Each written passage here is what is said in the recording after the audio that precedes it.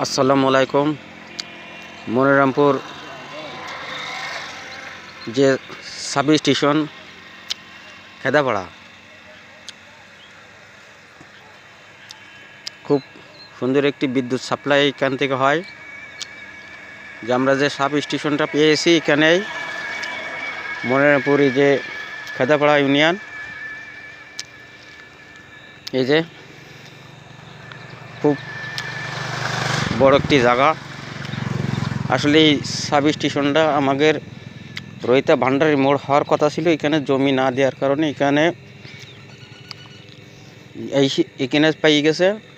আর যেহেতু ওইখানে একটু সমস্যা নেতাগোতা বেশি, তো যার কারণে এখানে হয়নি। কত বড় বড় মেশিন দেখেন, এটা একটা বিদ্যুৎ সাপ্লাই হচ্ছে।